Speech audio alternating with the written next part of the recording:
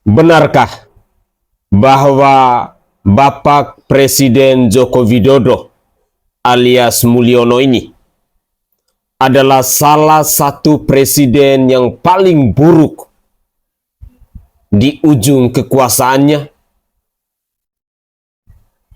Inilah cuplikan video selengkapnya. Ada spekulasi itu. Itu konteksnya terkait dengan meluasnya antipati publik kepada Gibran. Yang notabene sebentar lagi kalau tidak ada aral melintang dilantik sebagai wakil presidennya Prabowo. Nah, antipati ini sedemikian dahsyat.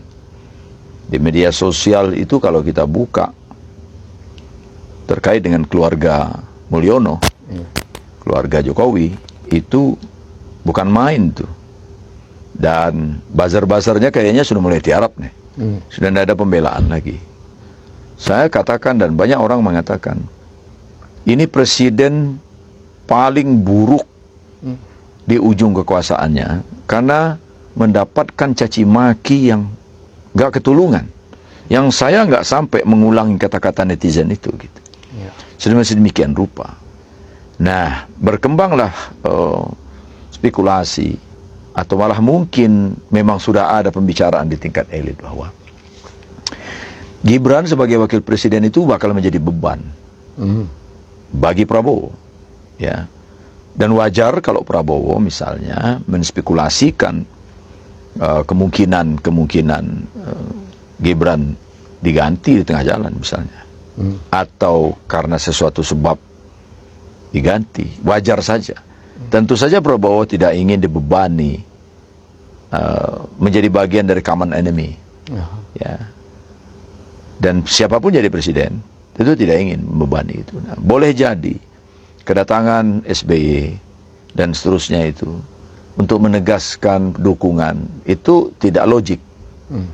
Apa yang mendukung sudah jadi kok, tinggal dilantik.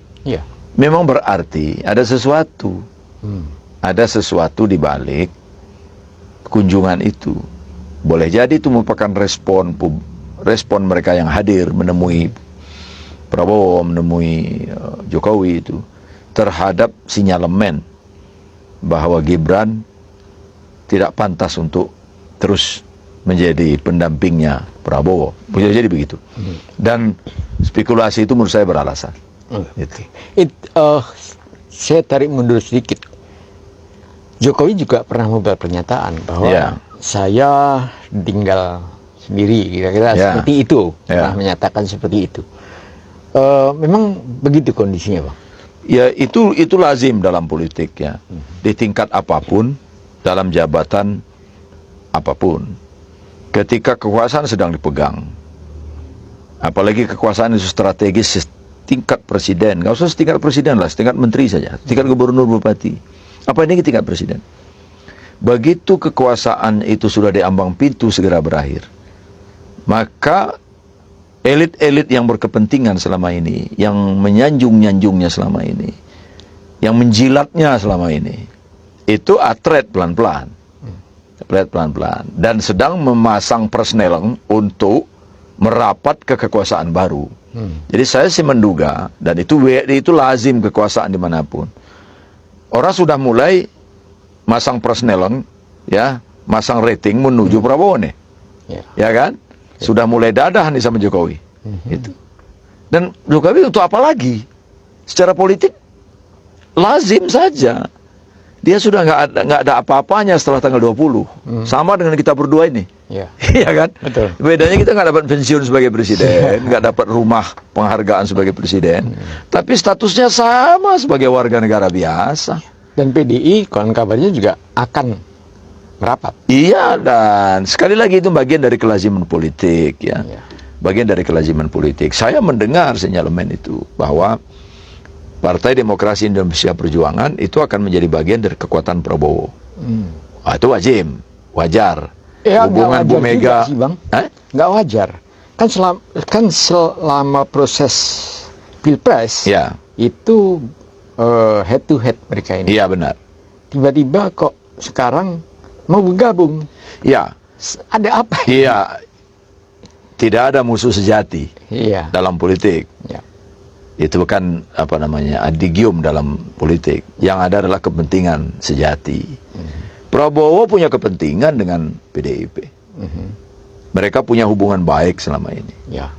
Terutama Bu Mega dengan Prabowo. Mereka pernah berpasangan, Ya. ya kan?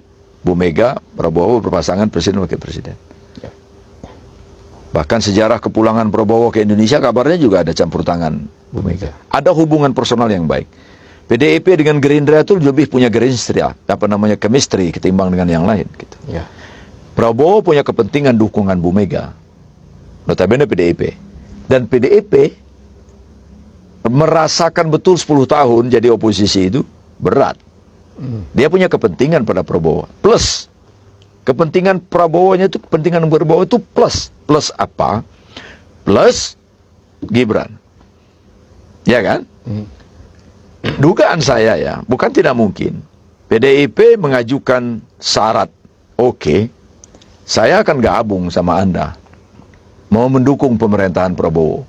Ingin menjadi kekuatan di parlemen. Tapi ada syarat. Ya. Satu, Anda harus menjauh dari keluarga Mulyono. Dan yang kedua, Anda harus punya agenda untuk mengenyahkan Gibran dari posisi sebagai wakil presiden. Sangat mungkin. Dan itu menurut saya wajar ada negosiasi politik tingkat tinggi semacam itu. Saya pun sebagai ketua partai misalnya ya, dan pernah disakiti oleh orang yang kita dukung. Kan PDIP habis-habisan tuh mendukung Jokowi menjadi wali kota, menjadi gubernur, menjadi presiden.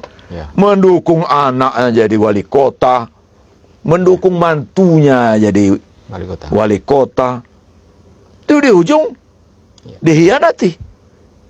Itu wajar, sangat wajar secara politik kalau PDIP ambil momen ini gitu. Ya, saya Ambil momen ini. Dan saya kira Prabowo jauh lebih sehat berpikir begini. Ketimbang dia paksakan meneruskan menjadi bagian dari kekuatan Mulyono itu. Itu bodoh sekali itu. ya. Seperti Tidak ada musuh abadi dalam politik. Yang ada hanyalah kepentingan. Assalamualaikum warahmatullahi wabarakatuh. Salam Om Swastiastu. Namo Buddhaya, salam kebajikan, dan salam sejahtera untuk kita semua. Pemirsa sekalian, barusan kita menyaksikan sebuah diskusi menarik di mana seorang ahli hukum sekaligus aktivis HAM yang bernama Dr. Suparman Marzuki, SH MSI, menjelaskan tentang kemungkinan-kemungkinan terburuk yang akan terjadi selama Bapak Prabowo Subianto menjadi orang nomor 1 di bangsa ini, dan dugaan-dugaan kalau PDIP bergabung dengan pemerintahan Bapak Prabowo Subianto ini.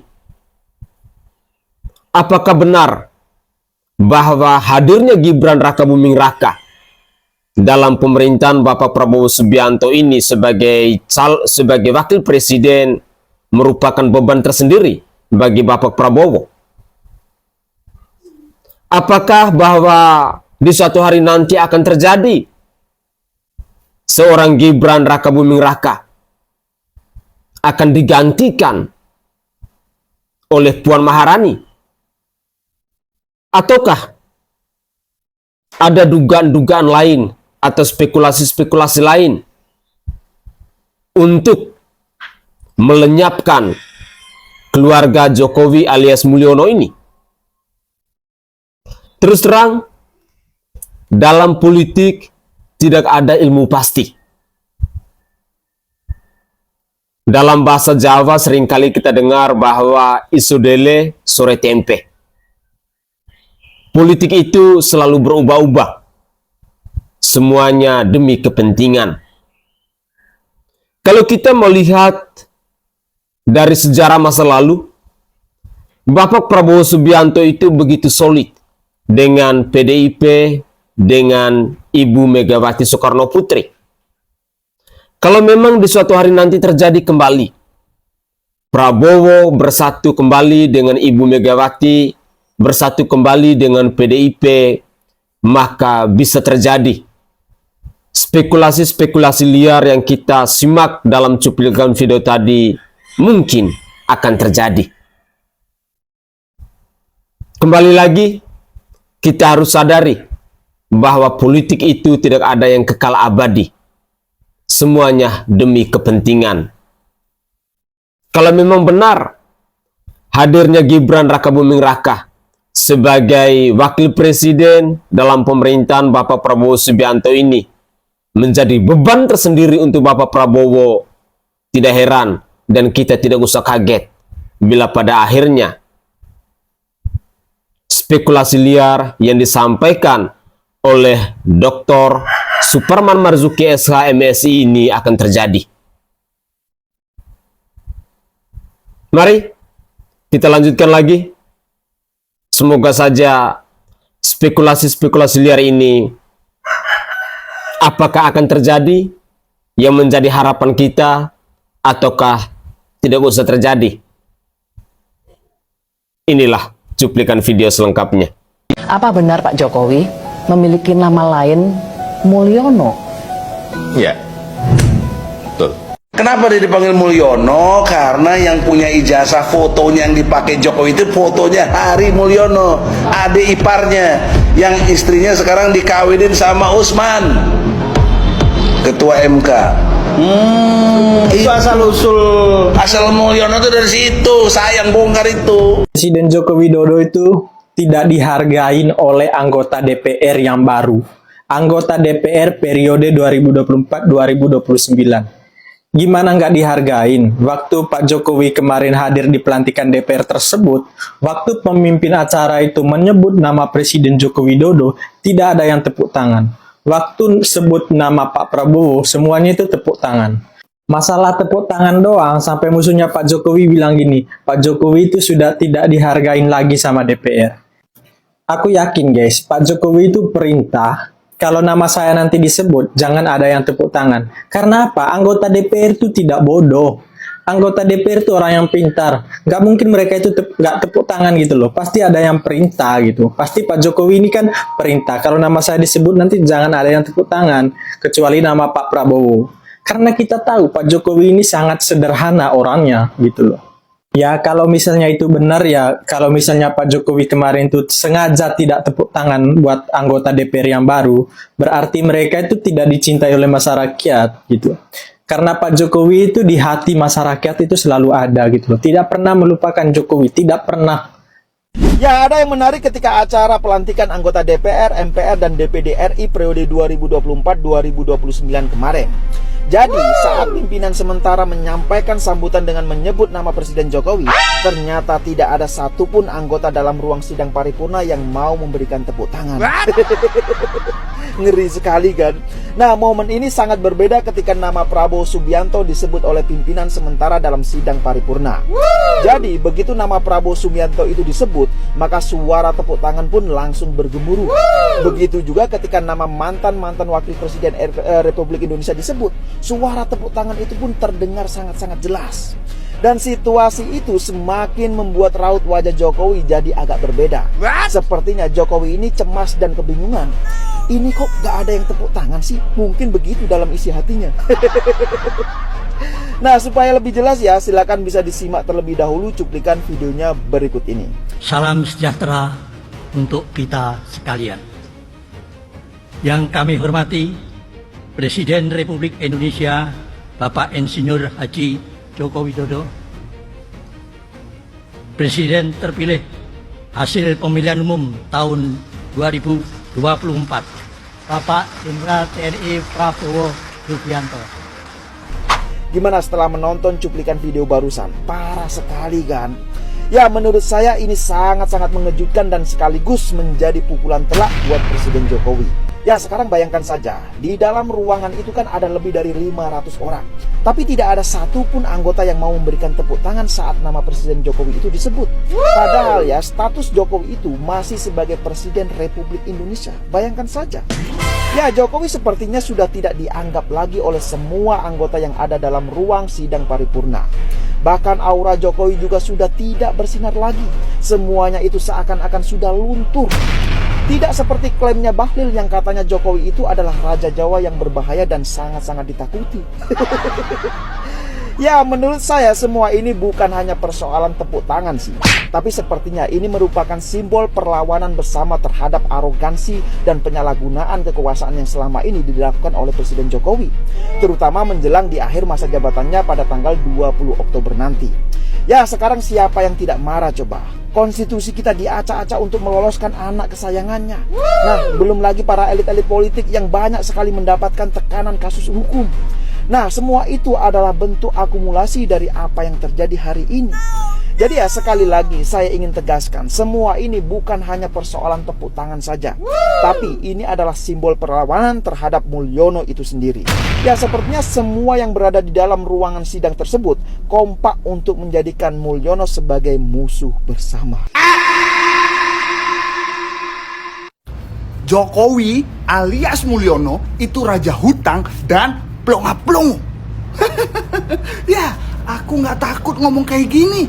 Kenapa? Karena aku bicara sesuai fakta.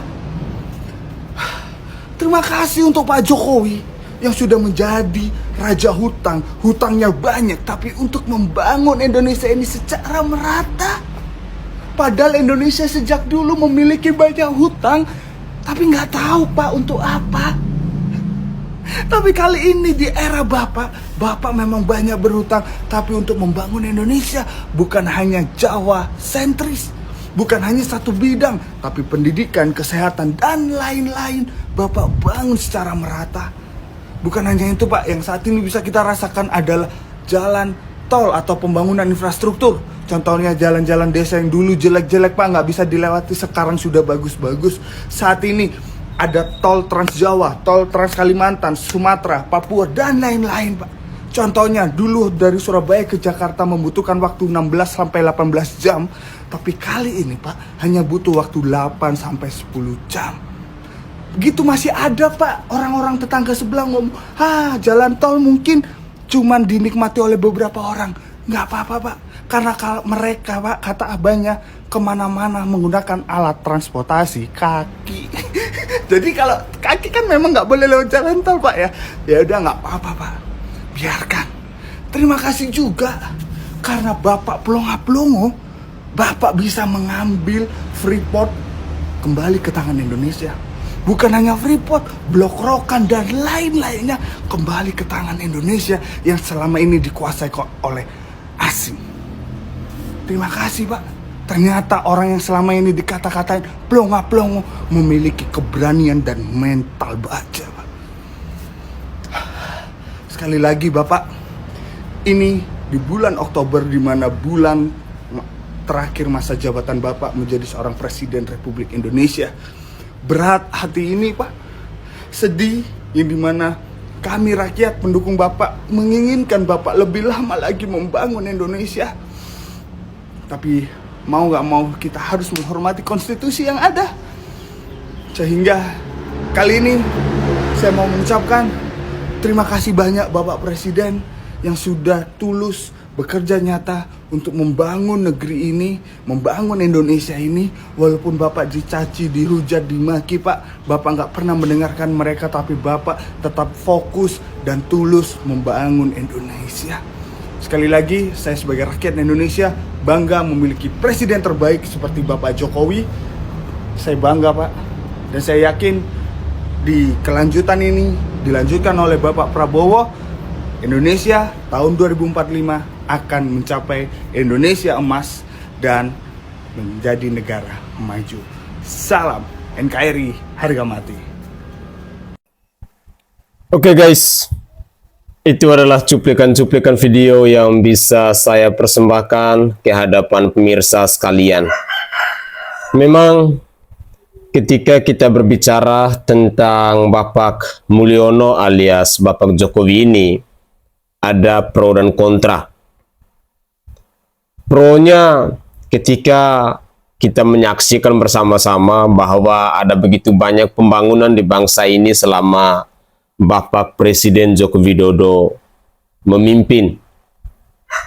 Walaupun pembangunan-pembangunan itu pada akhirnya kita ketahui bahwa hari ini utang Indonesia mencapai 8.000-an lebih triliun rupiah. Di sisi lain, kita melihat bahwa masih ada banyak kelompok-kelompok yang mengatakan bahwa Joko Widodo itu adalah manusia bajingan. Joko Widodo itu adalah manusia yang telah merusak konstitusi di negara demokrasi ini.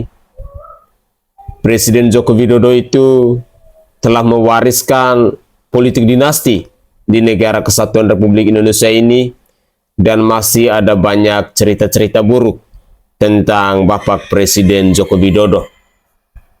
Saya berharap bahwa kita, masyarakat Indonesia, bisa menggunakan logika akal sehat kita untuk menilai seorang pemimpin. Kalau memang kita berada di posisi yang pro, silakan suara terus kebaikan dari seorang Bapak Presiden Joko Widodo.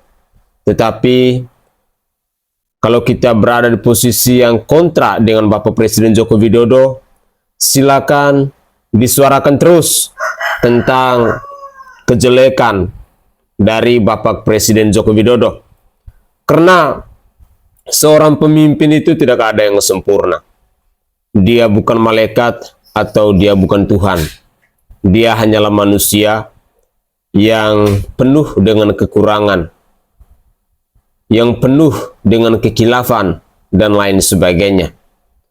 Dengan demikian, semoga saja cuplikan-cuplikan video tadi, walaupun ada cuplikan video yang mengatakan bahwa saat ini saja anggota DPR RI yang baru sudah tidak lagi menghargai Bapak Insinyur Haji Joko Widodo ini, ya tidak apa-apa.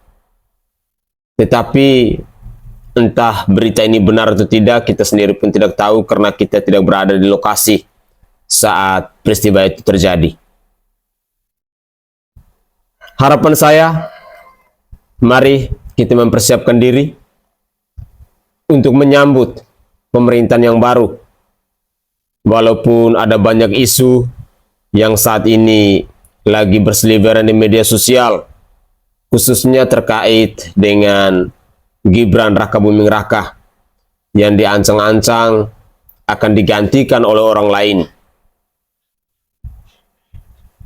Tetapi apapun itu, saya berharap bahwa itu tidak penting untuk kita, karena semua itu adalah kepentingan politik. Tetapi kita sebagai rakyat, yang kita persiapkan adalah untuk selalu mengawasi kebijakan-kebijakan pemerintah di masa yang akan datang. Dan apalagi jika ada suatu hari nanti PDIP benar-benar bergabung ke pemerintahan, maka mungkin ini akan menjadi catatan sejarah bahwa di pemerintahan Bapak Prabowo Subianto ini tidak adanya partai oposisi, yang membuat kita rakyat Indonesia pada akhirnya harus melek dengan politik untuk menjadi oposisi, yang membuat kita rakyat Indonesia akhirnya harus berani untuk terus bersuara lantang, untuk mengawasi segala keputusan ataupun kebijakan dari para penguasa yang tidak berpihak kepada rakyat. Mungkin itu saja komentar singkat saya, dan semoga saja cuplikan-cuplikan video ini bisa berguna bagi kita semua. Saya Sainai dari Provinsi Nusa Tenggara Timur. Saatnya kita yang rakyat jelata harus berani untuk bersuara. Salam hormat, salam NKRI, dan salam Pancasila untuk kita semua.